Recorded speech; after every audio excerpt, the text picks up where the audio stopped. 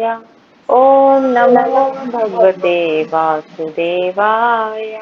ओम नमो भगवते वासुदेवाय। ओम अज्ञानतिमिरन्धस्य ज्ञानाञ्जनशलाकया चक्षुरुन्मीलितं येन तस्मै श्रीगुरुवे नमः। श्रीचैतन्यमनोभीष्टं स्थापितं येन भूतले स्वयंरूप कदा मह्यं ददाति स्वपदान्तिकम्। वन्देऽहं श्रीगुरु श्रीयुतपदकमलं श्रीगुरून् वैष्णवं च श्रीरूपं सहजातं सहगणरघुनाथं वितं तं सजीवं साद्वैतं सावधूतं परिजनसहितं कृष्णचैतन्यदेवं श्रीराधा कृष्णपादान् सहगण ललिता श्रीविशाखान्वितांश्च। हे कृष्ण करुणा सिंधु दीनबन्धु जगत्पते गोपेश गोपिकान्त श्रीराधा कान्त नमस्तुते। तप्त कंचन गौरांगी श्रीराधे वृंदावनेश्वरी विश्वभानुसुत देवी प्रणमामि हरिप्रिय। वाञ्छाकल्पतरुभ्यश्च कृपा सिन्धुभ्येव च पतितानां पावनेभ्यो वैष्णवेभ्यो नमो नमः। जय श्री कृष्ण चैतन्य प्रभु नित्यानंद श्री अद्वैत गदाधर शिवासादि गौर भक्त वृंद। हरे कृष्णा कृष्णा कृष्णा हरे हरे, हरे राम राम राम हरे हरे।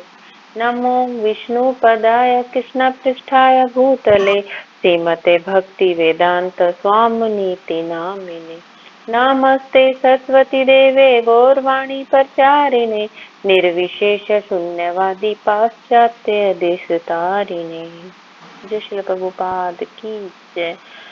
जय नामचर हरिदास ठाकुर की जय। गोपाल कृष्ण महाराज की जय। हरे कृष्णा। सभी भक्तों के चरणों में दंडवत प्रणाम। माता जी थोड़ा सा मैं प्रयास करती हूँ, आता तो मेरे को ऐसा ही है, पर माता जी आप संभाल लेते हैं। सभी तो भक्त आज मिलकर का स्वागत करेंगे कथा करने के लिए। हरे कृष्णा कृष्णा कृष्णा हरे कृष्णा हरे कृष्णा हरे कृष्णा हरे राम राम राम हरे हरे। हरे तो कृष्णा हरे हमारी कृष्णा किताब का कृष्णा नाम है हरे राम। श्रीमद् भगवत गीता यथारूप, और इसमें कुल श्लोक है 700 और कुल अध्याय हैं हमारे 18, और 18वें अध्याय में है 8वें अध्याय हम पढ़ रहे हैं 7वां अध्याय, और 7वें अध्याय में है कुल 30 श्लोक, और हम श्लोक संख्या पढ़ेंगे 23। हरे कृष्णा। एक बार सभी के चरणों में फिर से नमस्कार प्रणाम। श्लोक संख्या 23। अन्तवत् तु फलं तेषु तद्भवति मेघसाम् देवा देवान् देवयज्ञयान्ति मद्भक्ता यान्ति माम् अपि। शब्दार्थ।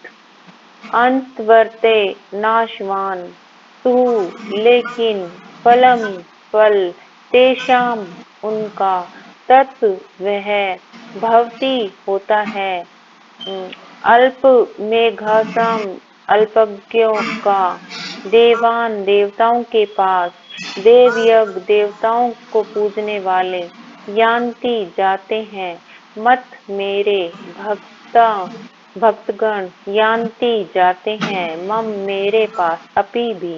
हरे कृष्ण। माता जी अब कोई उच्चारण करना चाहता है तो हरे कृष्णा माता जी दौलत प्रणाम। अध्याय 7 और श्लोक संख्या 23। आज है ना साफ नहीं आती, वो लीड का कुछ फर्क हो जाता है कभी कभी। खाली माता जी अब हाँ अब अब आई आइए मेरी आवाज। सही। जी हाँ हाँ अब माता सही जी। है, नहीं तो वैसे ही आती है बैठी बैठी से। हाँ श्रीमद् भगवत गीता यथारूप अध्याय 7 श्लोक संख्या 23। और अध्याय का नाम है भगवत ज्ञान और इसमें श्लोक है 30। अन्तवन्तु फलं तेषां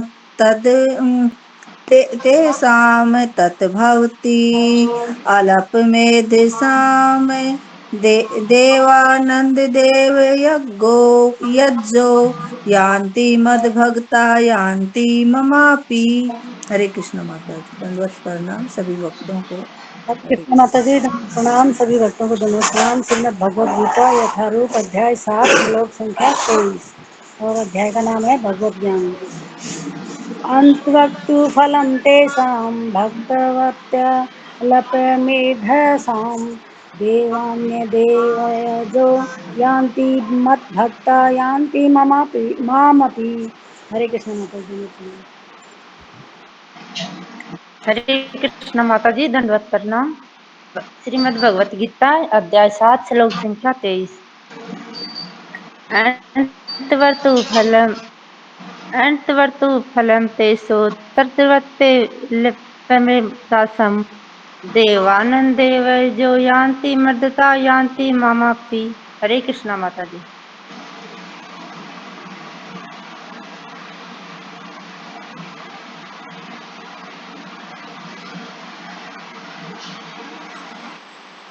हरे कृष्ण माता जी, दंडवत प्रणाम सभी माताओं को दंडवत प्रणाम। अंतवतु फलं तेषां तद्भवत्तैलमेधसां देवान् देव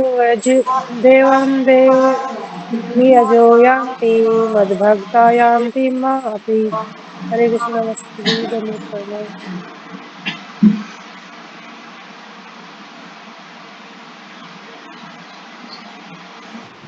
और कर रहे थे, करो जल्दी भाई।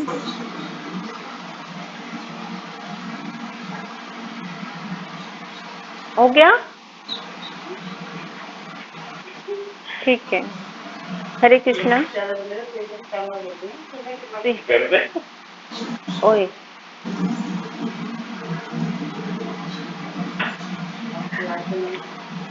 श्रील प्रभुपाद द्वारा अनुवाद। अल्प बुद्धि वाले व्यक्ति देवताओं की पूजा करते हैं और उन्हें प्राप्त होने वाले फल असीमित तथा क्षणिक होते हैं।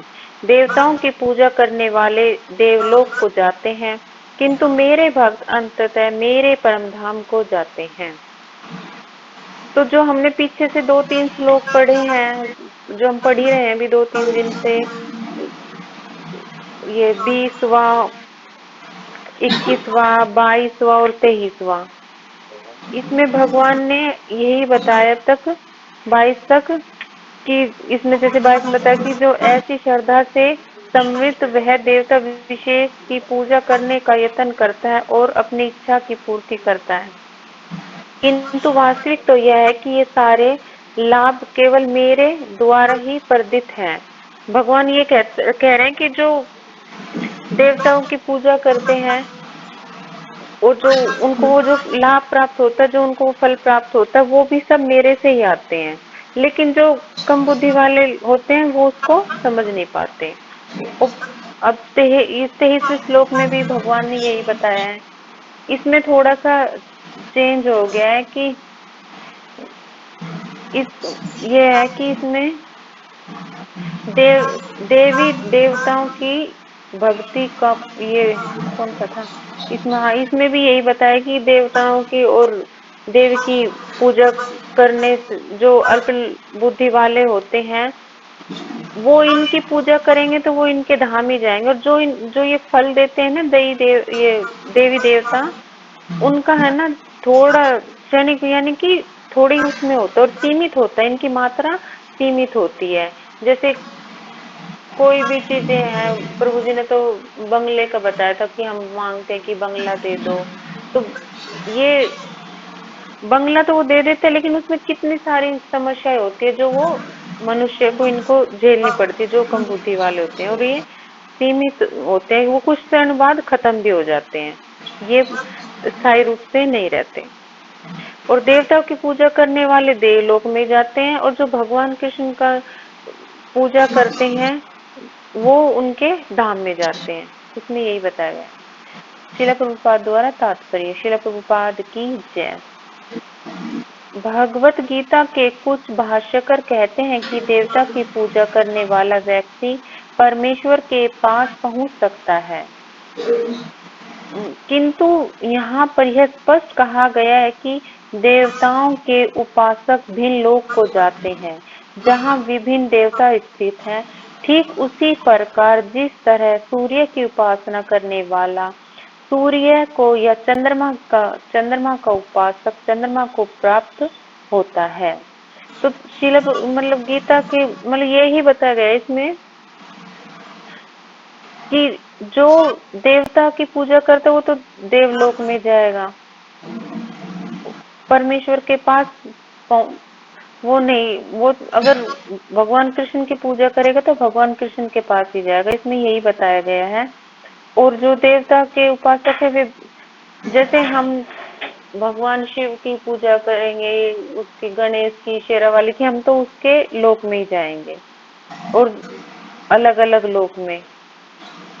और जो जैसे श्रील प्रभुपाद जी हमें उदाहरण देके समझाते हैं कि हम इन आंखों से सूर्य को या चंद्रमा को नहीं देख सकते, तो इन आंखों से हम सूर्य और चंद्रमा को नहीं देख सकते, इनके लिए हमें दिव्य आंखें चाहिए होती हैं। इसी प्रकार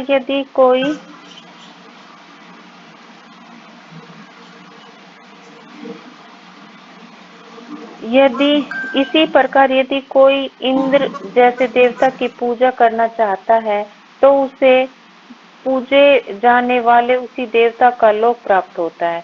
ऐसा नहीं है कि जिस किसी भी देवता की पूजा करने से भगवान को प्राप्त किया जा सकता है। यहाँ पर इसका निषेध किया गया है, क्योंकि यह स्पष्ट कहा गया है कि देवताओं के उपासक भौतिक जगत के अन्य लोकों को जाते हैं, किंतु भगवान का भक्त भगवान के परम धाम को ही जाता है। इसमें बार बार यही बता रहे हैं कि जो देवी देवताओं की पूजा करता है वो उन्हीं के लोक में जाता है, और जो भगवान के उपासक, जो भगवान को भक्त हैं, वे भगवान के परम धाम ही जाते हैं। यहाँ पर यह प्रश्न उठाया जा सकता है कि यदि विभिन्न देवता परमेश्वर के शरीर के विभिन्न अंग हैं, तो उन सब की पूजा करने से एक जैसा ही फल मिलना चाहिए, किंतु देवताओं के उपासक अल्पज्ञ होते हैं, क्योंकि वे यह नहीं जानते कि शरीर के किस अंग को भोजन दिया जाए। उनमें से कुछ इतने मूर्ख होते हैं कि वह यह दावा करते हैं कि अंग अनेक हैं, अतः भोजन देने के ढंग अनेक हैं, किंतु यह बहुत उचित नहीं है, क्योंकि कोई कान या आंख से शरीर को भोजन पहुंचा सकता है। वे यह नहीं जानते कि यह देवता भगवान के विराट शरीर के विभिन्न अंग हैं, और वे अपने अज्ञानवश यह विश्वास कर बैठते हैं कि प्रत्येक देवता पृथक ईश्वर है तथा परमेश्वर का प्रतियोगी है। तो इसमें ये प्रश्न उठता है कि जैसे ये जो देवता है हम इनकी पूजा करते हैं, तो क्या हम मतलब अगर हम सभी नहीं किसी देवताओं की पूजा करेंगे, शेरा वाली माँ की, गणेश जी की या किसी भी की, तो ये जो अल्पज्ञ लोग, कम बुद्धि वाले लोग होते हैं, वो सोचते हैं कि अगर हम इनकी सेवा करेंगे तो ये भी तो भगवान के द्वारा ही आए हुए हैं, तो ये फल हमें, ये जो भगवान देंगे ये फल हमें भी दे सकते हैं। तो यही नहीं जानते कि ये भगवान के अंग तो है, लेकिन जैसे हमारे अंग है शरीर में बहुत सारे, तो ये कोई ना कि हम कान के द्वारा भोजन पेट में पहुंचाएंगे या नाक के द्वारा, अगर हम भोजन मुख के द्वारा पहुंचाएंगे तो वो हमारे सीधे पेट में जाएगा। जैसे कि इसमें प्रभु जी और माता जी बहुत बार उदाहरण भी देते हैं कि हम पेड़ की जड़ में पानी देंगे तो वो पूरा पेड़ हरा भरा रहेगा, ये उनकी पत्तियों पे पानी ऐसे ऐसे छिड़कते रहेंगे तो वो पेड़ कुछ दिन बाद मर जाएगा। तो ऐसा ही इसमें बताया गया है कि हम देवी देवताओं की पूजा करेंगे, जो अल्पज्ञ, जो कम ज्ञानी लोग हैं, तो वो उन्हीं के धाम में जाएंगे, और जो हमें मतलब भगवान की वो एक हमें मतलब जड़ में पानी डालने की भगवान की पूजा करनी है। और इसमें ये कि सब मतलब वो ये समझते हैं कि भगवान मतलब जो ये देवता है ये पृथक मतलब ईश्वर का ही रूप है, लेकिन ये नहीं समझते कि भाई परम भगवान तो श्री कृष्ण ही है। उनके मतलब उनसे बढ़कर कोई नहीं, उनके प्रतियोगी मतलब उनके सामने खड़ा होने वाला और कोई नहीं भगवान कृष्ण के सामने, और इनके सब छोटे हैं सारे। न केवल सारे देवता अपितु सामान्य जीव भी परमेश्वर के अंश है। भगवत गीता में कहा गया है कि ब्राह्मण परमेश्वर के सिर हैं, क्षत्रिय उनकी बाहें हैं, वैश्य उनकी कटी हैं तथा शूद्र उनके पांव हैं, और इन सबके अलग अलग कार्य हैं। यदि कोई देवताओं को तथा अपने आप को परमेश्वर का अंश मानता है तो उसका ज्ञान पूर्ण है, किंतु यदि वह इसे नहीं समझता तो उसे विभिन्न लोकों की प्राप्ति होती है। इसमें ये बताया गया ना कि सारे जीव भगवान के अंश। ये श्लोक संख्या आती है 15वें अध्याय का 7वां श्लोक है ये।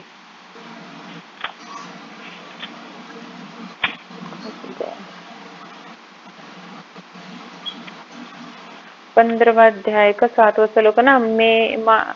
मेम एव अंशी जीवलोके जीवभूत सनातना मन पृष्ठानि इंद्रियाणि प्रकृतिस्थानि कश्यपति। मतलब इस बद्ध जगत में सारे जीव मेरे शाश्वत अंश हैं, और बद्ध जीव के कारण वह छह इंद्रियों से घोर संघर्ष कर रहे हैं, जिनमें मन भी सम्मिलित है।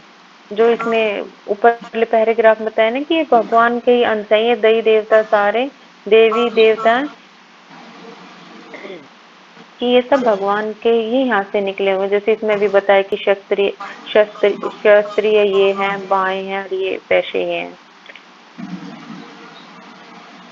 और देवतागण निवास का देवताओं से प्राप्त वर नाशवान होते हैं, क्योंकि इस भौतिक जगत के भीतर सारे लोग, सारे देवता तथा उनके सारे उपासक नाशवान हैं। जो देवता गण हमें वर देते हैं वो नाशवान होते हैं, और कुछ क्षण के लिए ही होते हैं, क्योंकि इस भौतिक जगत के भीतर सारे लोग, सारे देवता, सारे उपासक मतलब जो उसके उपासक हैं वो भी नाशवान होते हैं। अतः इस श्लोक में स्पष्ट कहा गया है कि ऐसे देवताओं की उपासना से प्राप्त होने वाले सारे फल नाशवान होते हैं। अतः ऐसी पूजा केवल अल्प यज्ञों द्वारा की जाती है। चूंकि परमेश्वर की भक्ति में कृष्ण भावनामृत से संलग्न व्यक्ति ज्ञान से पूर्ण दिव्य आनंदमय लोक की प्राप्ति करता है, अतः उसकी इस देवताओं के सामान्य उपासक की उपाधियां पृथक पृथक होती हैं। परमेश्वर असीम है, उसका अनुग्रह अनंत है, उनकी दया भी अनंत है। अतः परमेश्वर की अपने शुद्ध भक्तों पर कृपा भी असीम है। इसमें जो देवताओं के उपासक हैं, जो फल प्राप्त करते हैं वो भी नाशवान है, और जो कि ये कम बुद्धि वाले लोग भगवान इनकी देवताओं के देव के द्वारा जो ये पाते हैं वो सब उनका नाश कर, क्योंकि हमारी इच्छाओं को पूरा करते हमें यहीं पे रोक देते हैं। जैसे कि हम किसी भी चीज की इच्छा करेंगे, शिव जी के पास जाते हैं तो कहते हैं कि भाई या पार्वती के जैसे पास जाएंगे तो हमें सुंदर स्त्री मिले, ऐसे बताते हैं ना प्रभु जी। तो ये उन्हीं चीजों में अटका देते हैं, ये भगवान के पास हमें नहीं जाने देते, हमारी इच्छाओं को यहीं पे क्योंकि हम इसी से हमारा नाश हो जाता है, क्योंकि हम भौतिक जगत में ही लगे रहते हैं। चूंकि परमेश्वर की भक्ति में कृष्ण भावना, जो कोई भी पर कृष्ण भावना भावित हो जाता है व्यक्ति, उसमें मिल जाता है, वो पूर्ण मतलब उसका जीवन दिव्य हो जाता है, पूर्ण जीवन, और आनंद के मतलब आनंद प्राप्त करके वो भगवान के धाम चला जाता है। और इस भगवान की भी असीम कृपा होती है भक्तों के ऊपर, जो पूर्ण समर्पित होता है भगवान कृष्ण की तरफ, उन भगवान की कृपा उन पर असीम होती है। हरे कृष्णा माता जी, दंडवत प्रणाम। मुझे तो ये इतना ही आया और आप बाद में देख लेना। श्लोक संख्या 24। अव्यक्तं व्यक्तम् आपन्नं मयन्ते मां बुद्धया परं भावम् अजानन्त मम अव्ययम् अनुततम्। श्रील प्रभुपाद द्वारा शब्दार्थ। अव्यक्तम अप्रकट, अव्यक्तम स्वरूप को, अपन्नम प्राप्त हुआ, मन्यते सोचते हैं, माम मुझको, अबुद्ध्या अल्प ज्ञानी व्यक्ति, परम परम, भावम सता, अजानंत बिना जाने, मम मेरा, अवयम नश्वर, अनुत्तमम सर्वश्रेष्ठ। हरे कृष्णा। कोई उच्चारण करना चाहे? हरे कृष्णा माता जी, दंडवत प्रणाम सभी भक्तों को। श्रीमद् भगवद गीता अध्याय 7 श्लोक संख्या 24। अवयक्तं व्यक्तिम् अपात्रं मन्यन्ते माम अबुधाये परम भावम अजानन्त मम अव्ययम् अनुत्तमम्। हरे कृष्णा माता जी, दंडवत प्रणाम सभी भक्तों।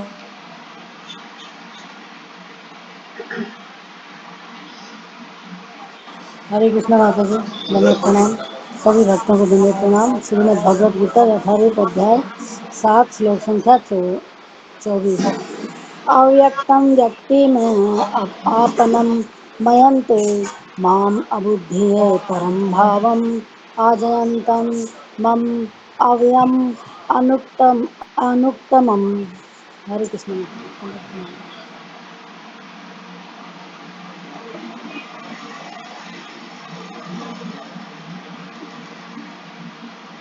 हरे कृष्णा। और कोई माता जी कर सकती है?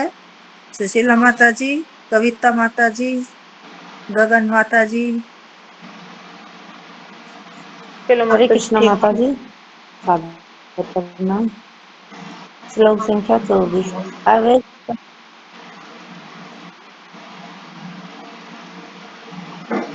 अवेस्ता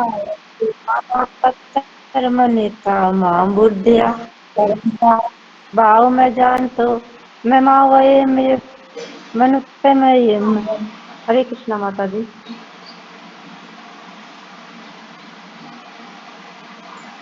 हरे कृष्णा।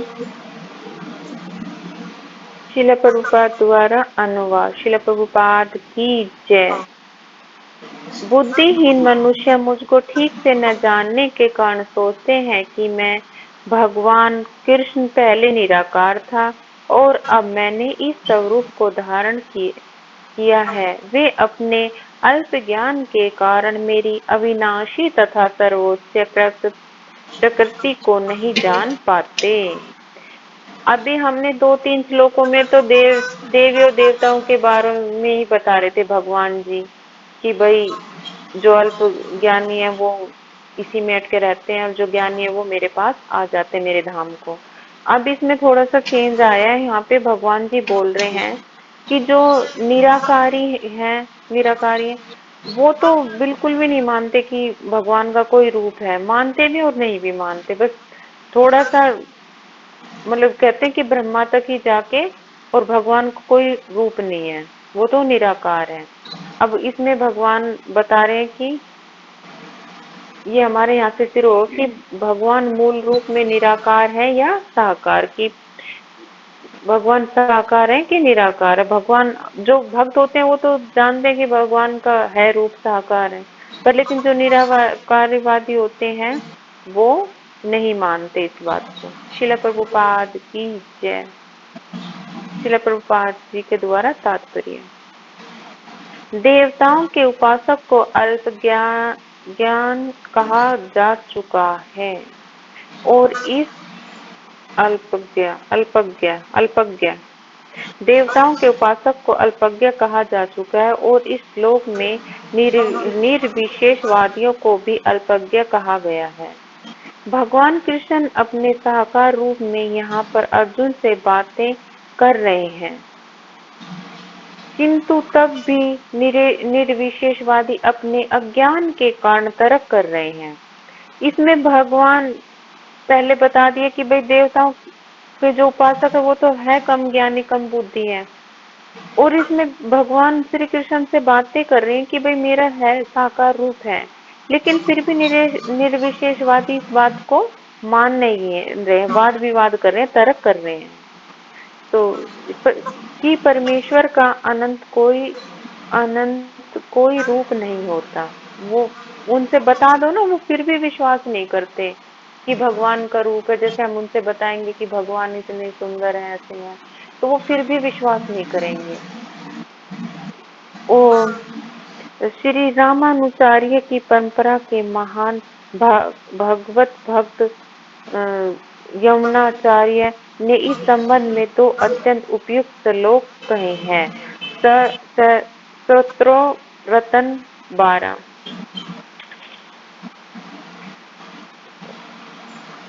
स्वामशील रूपम चरिते परम प्रकटते सत्त्वेन सात्त्विकतया परभलक्ष शास्त्रे प्रख्याते देव परम मार्थविदं मतेश्चरे निवासुरप्रकृत्या प्रभवन्ति बुद्धम्।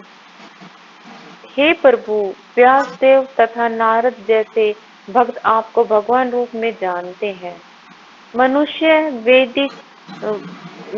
मनुष्य विभिन्न वैदिक ग्रंथों को पढ़कर आपके गुण, रूप तथा कार्य को जान सकता है और इस तरह आपको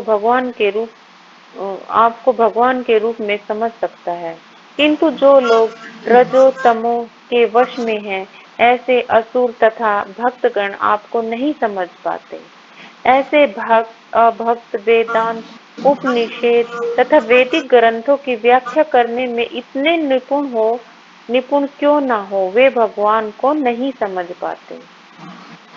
तो इसमें ये बताया गया है कि जो निर्विशेषवादी हैं, अगर उनके गुरु ने कह भी दिया इसमें कि भाई भगवान का रूप है, साकार रूप है, लेकिन वो फिर भी विश्वास नहीं करते।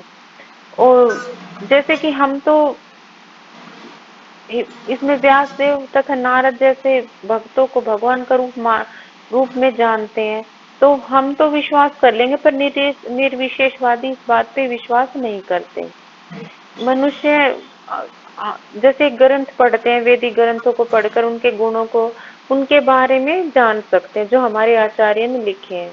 हम भगवान के बारे में जान सकते हैं, उनके गुणों के बारे में, उनकी लीलाओं के बारे में, जो हमारे आचार्य ने ये ग्रंथ लिखे हैं। जो तमोगुणी लोग होते हैं, रजोगुणी होते हैं, वो तो उनको तो कितना ही समझा लो, वो फिर भी विश्वास नहीं करते। जो ऐसे असुरी तथा भक्तगण को आप कितना भी समझा लो, वो इन चीजों पर विश्वास नहीं करेंगे। वो तो फिर भी कहेंगे कि क्या भगवान होता है, कुछ भगवान नहीं होता। और ये जो उपनिषद और वेदांत के ग्रंथ पढ़ते हैं निर्विशेषवादी, ये मतलब पढ़ तो लेते हैं, इनको ज्ञान भी होता है, पर फिर भी ये भगवान को समझ नहीं पाते। इनको बस ये किताबी ज्ञान होता है, लेकिन ये विश्वास नहीं करते कि भगवान का भी कोई साकार रूप है। इस पूरे श्लोक में बस भगवान के बारे में ये बताया गया है कि निर्विशेषवादी तो समझते हैं कि भगवान का कोई रूप नहीं होता, और जो कृष्ण भक्त होते हैं वो उनको पता है कि भगवान का रूप होता है, क्योंकि वो आचार्य की वाणी को सत्य समझते हैं, और ये आचार्य की वाणी पर विश्वास नहीं करते मायावादी। ब्रह्म संहिता में यह बताया गया है कि केवल वेदांत साहित्य के अध्ययन से भगवान को नहीं समझा जा सकता। परम पुरुष को केवल भगवत कृपा से ही जाना जा सकता है। हम इन्हें किताबी ज्ञान के द्वारा हम भगवान को नहीं जान सकते।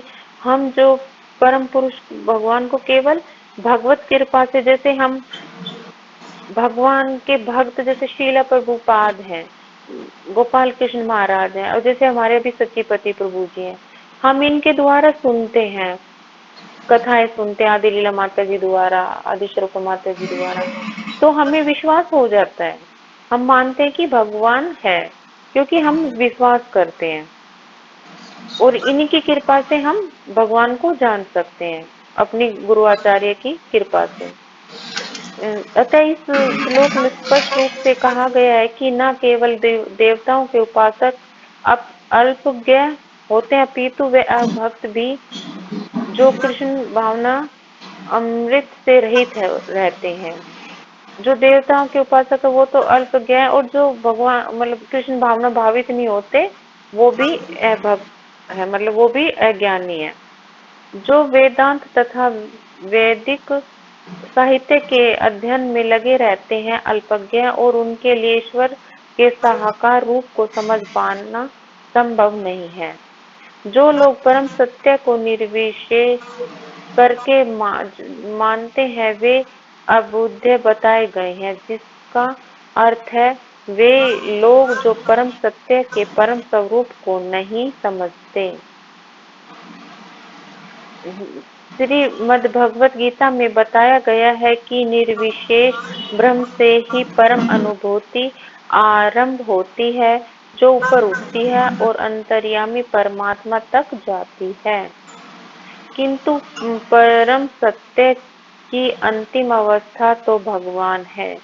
आधुनिक निर्विशेषवादी तो और भी अधिक अल्पज्ञ हैं, क्योंकि वे अपने पूर्वगामी शंकराचार्य का अनुसरण नहीं करते। उन्होंने स्पष्ट बताया है कि कृष्ण परमेश्वर है।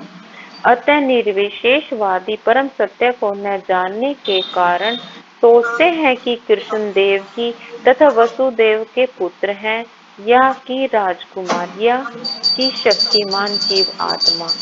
भगवत गीता में 9.11 में इसकी भर्त्सना की गई है। अवजानन्ति मां मूढ़ा मानुष्य तनु मिश्रितम, केवल मूर्ख ही मुझे सामान्य पुरुष जानते हैं। इसमें बता दिया ना कि भगवान जिनकी निर्विशेषवादी तो अपने गुरु का भी कहना नहीं मानते, क्योंकि शंकराचार्य ने बोल दिया कि उनका अनुसरण भी नहीं करते, उनका कहना भी कि उनके बताए हुए पे चले। उन्होंने स्पष्ट कहा है कि भगवान कृष्ण ही परम परमेश्वर है, लेकिन इस बात को वो सत्य नहीं मानते। वो तो यही सोचते हैं कि ये सामान्य व्यक्ति हैं, जैसे देवकी और वसुदेव के पुत्र हैं, या कोई राजकुमार है, या कोई शक्तिशाली आत्मा है। वो बिल्कुल भी मानने के लिए तैयार नहीं है कि परम भगवान श्री कृष्ण ही है। तथ्य तो यह है कि कोई बिना भक्ति के तथा कृष्ण भावनामृत विकसित किए बिना कृष्ण को नहीं समझ सकता, किंतु इसकी पुष्टि भागवतम में 10वां स्कंद 14वां अध्याय और 29 श्लोक में हुई है। अथापि ते देव पदम भुज्य विद्या प्रसादो लेशनुग्रहीत एव हि जानन्ति तवं भगवानं महिम्नो चान्य एको अपि चरम विचिन्नवन। हे प्रभु, यदि कोई आपके चरण कमलों की रंच मात्र भी कृपा प्राप्त कर लेता है तो वह आपकी महानता को समझ जाता है, किंतु जो लोग भगवान को समझने के लिए मानसिक कल्पना करते हैं वे वेदों का वर्षों तक अध्ययन करके भी नहीं समझ पाते। जो भगवान के चरण कमलों को मतलब पकड़ लेता है, उनके बारे में जान लेता है, वो भगवान को प्राप्त कर सकता है, उसकी महानता को जान सकता है। लेकिन जो मानसिक मतलब जो मन से या मानसिक उससे कल्पना करते हैं वो भगवान को नहीं समझ पाते। जो ग्रंथों के और वेदों के द्वारा ही खाली पढ़ना चाहता है, किसी मतलब भक्तगण की नहीं शरण लेता किसी की, तो फिर वो इतना भगवान को नहीं समझ पाता। हम भक्तों की शरण में ही, अपने गुरु आचार्य की शरण में जाएंगे, तभी हम भगवान को समझ पाएंगे, भगवान के चरण कमलों को पकड़ पाएंगे। कोई न तो मनोधर्म द्वारा, न ही वैदिक साहित्य की व्याख्या द्वारा भगवान कृष्ण या उनके रूप को समझ सकता है। भक्ति के द्वारा ही उन्हें समझा जा सकता है। जब मनुष्य हरे कृष्ण कृष्ण कृष्ण हरे हरे, हरे राम राम राम हरे हरे, इस महानतम जप से आरंभ करके कृष्ण भावनामृत की पूर्णतया तन्मय हो जाता है, तभी वह भगवान को समझ सकता है। भक्त निर्विशेषवादी मानते हैं कि भगवान का शरीर किसी भौतिक प्रकृति का बना है और उसके कार्य, उसका रूप इत्यादि सभी माया है। यह निर्विशेषवादी कहलाते हैं। यह परम सत्य को नहीं जानते। जो इस महामंत्र को, जो हम जपते हैं हरे कृष्णा महामंत्र को, अगर इसे कोई मतलब शुद्ध मन से बिल्कुल एकदम इसमें विलीन हो जाए, तन में मतलब पूरे मन से इसमें विलीन हो जाए, तो हम भगवान को समझ सकते हैं। लेकिन निर्विशेषवादी मानते कि भगवान का तो शरीर इस भौतिक, मतलब जैसे यही बताया कि हमारे जैसे ही उसका शरीर है, रूप है इत्यादि, ये सभी माया है। वो यही समझते हैं, वो इस बात पर विश्वास नहीं करते कि परम भगवान श्री कृष्ण है। 20वें श्लोक में स्पष्ट है, कामे अस्तित्व हृदय ज्ञानाम परपदन्ते अन्य देवता। जो लोग काम इच्छाओं से अंधे हैं, वे अन्य देवताओं की शरण में जाते हैं। यह स्वीकार किया गया है कि भगवान के अतिरिक्त अन्य देवता भी हैं, जिनके अपने अपने लोक हैं, और भगवान का भी अपना लोक है। जैसा कि 23वें श्लोक में कहा गया है, देवान देवयजो शांति मद भवता यान्ति मम अपि। देवताओं के उपासक अनेक लोगों को जाते हैं, और जो लोग कृष्ण के भक्त हैं, वे कृष्ण लोक को जाते हैं। यदि यह स्पष्ट कहा गया है, यद्यपि यह स्पष्ट कहा गया है कि किंतु तो भी मूर्ख मायावादी यह जानते कि भगवान निर्विशेष हैं। हर श्लोक में बताया गया है कि भगवान का भी है, देवता देवती को लोग, पर फिर भी निर्विशेषवादी विश्वास नहीं करते, और यह विभिन्न रूप उन पर ऊपर से थोपे गए हैं। क्या गीता के अध्ययन से ऐसा प्रतीत होता है कि देवता तथा उनके धाम निर्विशेष हैं? स्पष्ट है कि न तो देवतागण न ही कृष्ण निर्विशेष हैं, वे सभी व्यक्ति हैं। भगवान कृष्ण परमेश्वर है, उनका अपना लोक है, और देवताओं के भी अपने अपने लोक हैं। उनमें कोई भी किसी चीज पर नहीं थोपा गया है, उनके सबके अपने अपने लोक हैं। अतः यह अद्वैतवादी तर्क की परम सत्य निर्विशेष है और रूप ऊपर से थोपा आरोपित हुआ है और सत्य नहीं उतरता। यहाँ स्पष्ट बताया गया है कि यह ऊपर से थोपा हुआ नहीं है। भगवत गीता में हम स्पष्टतया समझ सकते हैं कि देवताओं के रूप तथा परमेश्वर का स्वरूप साथ साथ विद्वान है, और भगवान कृष्ण सच्चिदानंद रूप है। वेद भी पुष्टि करते हैं कि परम सत्य आनंदमय भयासता, अर्थात स्वभाव से ही आनंदमय है, और वह अनंत शुभ गुणों के आगार है। गीता में भगवान कहते हैं कि यद्यपि वे अजन्मा है, तो वे प्रकट होते हैं।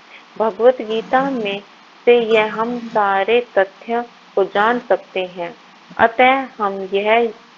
अतः हम यह नहीं समझ पाते कि भगवान किस तरह निर्विशेष हैं। जहाँ तक गीता के अध्ययन है, उनके अनुसार निर्विशेष अद्वैतवादी का यह आरोपित सिद्धांत मिथ्या है। यहाँ यह स्पष्ट है कि परम सत्य भगवान कृष्ण के रूप और व्यक्तित्व दोनों हैं। इस लास्ट में भगवान ने बता दिया कि हम पूरी भगवत गीता में भी पढ़ते रहते हैं कि भगवान का रूप है, भगवान साकार है, और निर्विशेषवादी फिर भी पूरा उसमें यकीन नहीं करते, और भगवान का अपना एक लोक भी है, और भगवान सत्य भगवान श्री कृष्ण के रूप में व्यक्तित्व मतलब भगवान का रूप भी है और निराकार भी है और साकार भी है। हरे कृष्णा माता जी, दंडवत प्रणाम। और हरे आप कृष्ण, प्रणाम। बता दीजिए। माता जी ने बहुत अच्छे से समझाया, इसमें पूरा अच्छे से एक्सप्लेन कर दिया है। तो एक बार सब अनम्यूट करके माता जी का धन्यवाद करेंगे हरे कृष्ण महामंत्र बोल के। हरे कृष्णा कृष्ण हरे कृष्णा कृष्ण कृष्ण हरे कृष्ण हरे कृष्ण हरे हरे, हरे राम राम राम राम हरे हरे। हरे कृष्णा माता जी। बहुत बहुत हरे कृष्णा धन्यवाद माता जी, दंडवत प्रणाम। हरे कृष्ण, सभी प्रणाम। भक्तों की तो आज हमने किया है श्लोक संख्या 23। तो इसमें क्या बताया है कि अल्प बुद्धि वाले व्यक्ति देवताओं की पूजा करते हैं, है ना। जिनकी बुद्धि कम है, जिनके अंदर, वो लोग देवताओं की पूजा करते हैं। उनमें प्राप्त होने वाले फल सीमित तथा क्षणिक होते हैं।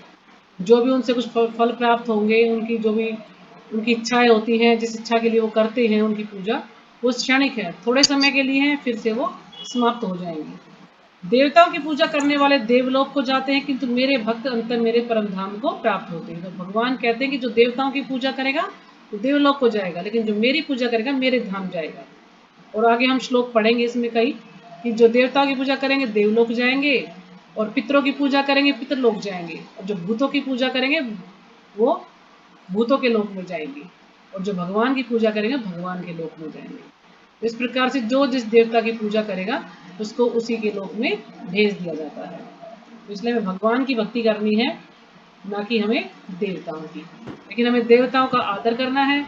ये ना सोचे कि उसमें तो बताया गया देवताओं की भक्ति नहीं करनी तो हम देवताओं का निरादर करें। नहीं, हमें जब भी हम किसी देवता के मंदिर में जाए तो हमें उन्हें प्रणाम करना चाहिए। क्यों? क्योंकि जितने भी देवी देवता हैं ये सब भगवान के शुद्ध भक्त हैं। तो इनको कुछ शक्तियां दी हैं भगवान ने, ताकि हम जो कुछ भी मांगते हैं, जो भी लोग देवता की भक्ति करते हैं, उनको वो सुविधाएं प्राप्त होती हैं। लेकिन अगर किसी को मुक्ति चाहिए तो मुक्ति जो है देवी देवता नहीं दे सकते हैं। जैसे हिरण्यकशिपु अमर बनना चाहता था, लेकिन ब्रह्मा जी ने कहा कि जब मैं खुद अमर नहीं हूं तो मैं तुम्हें अमरता का वरदान कैसे दे सकता हूं। और फिर उन्होंने इस प्रकार से जो है वरदान मांग लिया कि एक प्रकार से वो अमर ही हो जाते। लेकिन भगवान जो है, कोई भी वरदान भगवान इसको काट सकते हैं और कोई नहीं। जब सभी देवता भगवान की शरण में जाते तो भगवान क्या कहते हैं कि उस जैसा उसको चाहता था कि मैं दिन में ना मरूं, रात में ना मरूं, मैं कोई जानवर से ना मरूं, मैं किसी मनुष्य से ना मरूं, मैं किसी अस्त्र से ना मरूं, शस्त्र से। इस प्रकार से नरसिंह भगवान का अवतार हुआ और उनको जो है भगवान ने मार दिया। उससे देवी देवता कुछ भी जो है दे देते हैं बिना सोचे समझे, और फिर भगवान को ही जो है आना पड़ता है। भगवान ही जो है उसको काट सकते हैं और किसी के बस की बात नहीं है। तो इसमें हमने पढ़ा आज कि जो भगवान है, श्रीमद् भागवत में कहा गया कि ब्राह्मण ब्राह्मण कहाँ से आए हैं? परमेश्वर के सिर से। तो ब्राह्मण आए हैं सिर से, और क्षत्रिय आए हैं उनकी बाहों से, और वैश्य आए हैं उनकी कटी से, कटी यानी उनकी कमर से, और शूद्र हैं उनके पांव से आए हैं। तो इन सबके अलग अलग कार्य हैं, तो इसलिए ब्राह्मणों को उच्च स्थान दिया गया है। लेकिन आजकल के जो ब्राह्मण हैं उनके अंदर वो वाले गुण नहीं है जो कि ब्राह्मण के अंदर होने चाहिए। तो इसलिए यदि पहले के समय में ब्राह्मण को अगर भोजन करा दिया जाता था तो सोच लिया कि भगवान को ही भोजन करा दिया, क्योंकि भगवान जो ब्राह्मण है वो भगवान के सिर है। लेकिन आजकल ऐसा नहीं है, और शूद्रों का कार्य है सबकी सेवा करना। तो दूसरा श्लोक हमने पढ़ा है, इसमें है कि बुद्धिहीन मनुष्य मुझको ठीक से न जानने के कारण सोचते हैं कि मैं भगवान कृष्ण पहले निराकार था। अब जिनके पास बुद्धि नहीं है, जिनकी मंद बुद्धि है, वो क्या सोचते हैं कि भगवान पहले निराकार था और अब मैंने इस स्वरूप को धारण कर लिया है, कि पहले तो निराकार था लेकिन अब उन्होंने अपना रूप धारण कर लिया है। वे अपने अल्प ज्ञान के कारण मेरी अविनाशी तथा सर्वोच्च प्रकृति को नहीं जानते। अब वो अपने अल्प ज्ञान के कारण, क्योंकि उनके पास पूरा ज्ञान तो है नहीं, थोड़ा सा ज्ञान है, तो इस कारण से वो मुझे अविनाशी, भगवान जो है अविनाशी है, भगवान का कभी विनाश नहीं होता, और भगवान की सर्वोच्च प्रकृति, भगवान का जो सर्वोच्च प्रकृति बिल्कुल सबसे श्रेष्ठ जो स्वभाव है उसको वो नहीं जान पाते। तो हमने आज पढ़ा निर्विशेष के बारे में। निर्विशेष ब्रह्मवादी होते हैं, एक संस्था उसको बोलता है ब्रह्मवादी। ब्रह्मवादी के दो पार्ट होते हैं, एक निर्विशेषवादी और निराकारवादी। तो दोनों में क्या है कि निराकारवादी भगवान को निराकार रूप में मानते हैं कि भगवान का कोई आकार नहीं है, और जो निर्विशेषवादी है वो क्या बोलते हैं कि भगवान में कोई कुछ विशेष नहीं है, यानी भगवान सब जगह है तो इसमें विशेष क्या है। जैसे प्रभुपाद जी इसमें उदाहरण देते हैं कि मान लीजिए एक पेन है, पेन से हम लोग कुछ जितना मर्जी लिख सकते हैं, है ना, लिखते हैं, पेन से पेन को बोल दें कि चलो तुम्हारे अंदर तो कोई विशेषता ही नहीं है। अगर पेन के अंदर क्या विशेषता कि लिखने की, हम पेन से कुछ भी लिख सकते हैं, लेकिन फिर हम बोलते हैं उसके अंदर कोई विशेषता नहीं है, तो ये बात सही नहीं है। इसलिए भगवान ही सब कुछ करने वाले हैं, और भगवान को ही हम ये कह दें नहीं आपके अंदर तो कोई विशेषता ही नहीं है, कुछ विशेष है ही नहीं आपके अंदर, और आप तो निराकार हो। जब भगवान ने सबको स्वरूप दिया है तो भगवान निराकार कैसे हो सकते हैं, तो भगवान भी जो है साकार रूप है। फिर इसके बाद है दूसरे है एक मायावादी।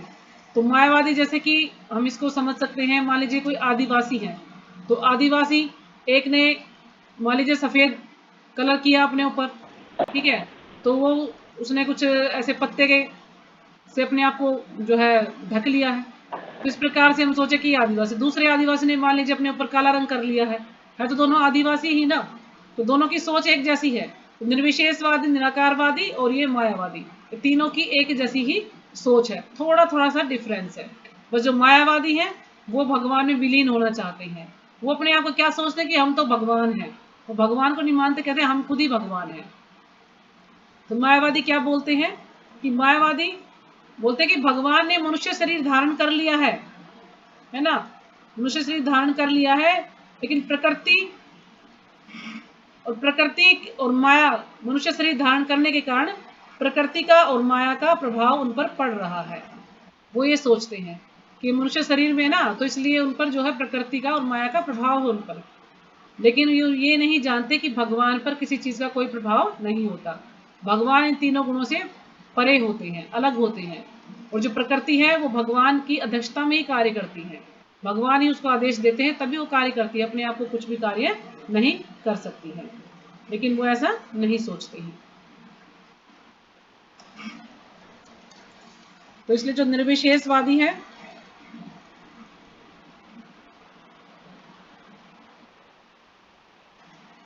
तो इसमें एक पॉइंट है कि श्रीमद् भागवतम में बताया गया है कि निर्विशेष ब्रह्म से ही परम अनुभूति प्रारंभ होती है, कि जो निर्विशेष ब्रह्म है पहले उसी से अनुभूति प्रारंभ होती है, यानी पहले व्यक्ति ब्रह्म के बारे में ही जान पाता है, जो ऊपर उठती हुई अंतर्यामी परमात्मा तक जाती है। फिर धीरे धीरे जैसे उसका विकास होता है, थोड़ी प्रगति होती है, तो फिर वो अंतर्यामी परमात्मा तक यानी ध्यान योगी तक के स्थान पर आता है, फिर वो परमात्मा रूप में भगवान को जान पाता है। किंतु परम सत्य की अंतिम अवस्था को भगवान है, लेकिन जब उसको और ज्यादा ज्ञान होता है तो फिर उसकी अंतिम अवस्था क्या है, भगवान, यानी परम सत्य को जानना ही ये उसकी अंतिम अवस्था है, यानी पहले ब्रह्म, फिर परमात्मा और फिर उसके बाद है भगवान। इस प्रकार से वो भगवान के बारे में जान पाता है।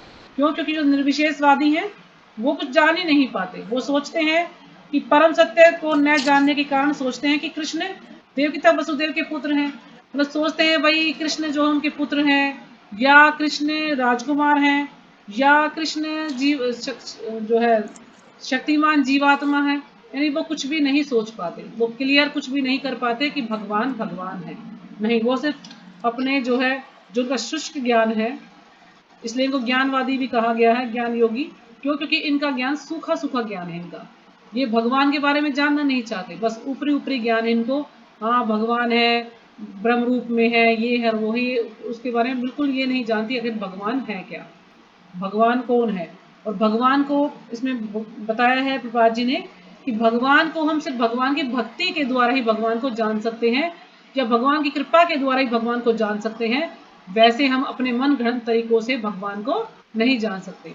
कि हम सोचते हैं कि अपने मन घड़ंत तरीकों से, अपने मनोधर्म से भगवान को जान सकते नहीं। जब तक भगवान की कृपा नहीं होगी या भगवान की भक्ति नहीं करेंगे, तब तक हम भगवान को नहीं जान सकते हैं। सिर्फ भक्ति के द्वारा ही भगवान को जान सकते हैं। इसलिए यहाँ पर प्रभुपाद जी समझा रहे हैं कि जब मनुष्य हरे कृष्ण कृष्ण कृष्ण हरे राम राम राम हरे हरे इस महानतम जप से प्रारंभ करके कृष्ण भावनामृत में पूर्णता तन्मय हो जाता है, बिल्कुल पूरी तरह से डूब जाता है भक्ति में, तभी वह भगवान को समझ सकता है। नहीं तो भगवान को समझ नहीं सकता है, बहुत मुश्किल है भगवान को समझ पाना। जो निर्विशेषवादी है वो, उनका क्या सिद्धांत है? अद्वैतवादी। यानी वो क्या सोचते हैं कि हम और भगवान एक ही हैं, लेकिन जो भक्त हैं वो है द्वैतवादी, यानी भगवान और हम अलग अलग हैं, वो इस चीज को मानते हैं। तो ठीक है, यहीं पे हम विराम करते हैं। हमारा चैप्टर भी श्लोक पूरा हो गया है। इसके अलावा भी किसी को कुछ समझ नहीं आया है तो पूछ सकते हैं।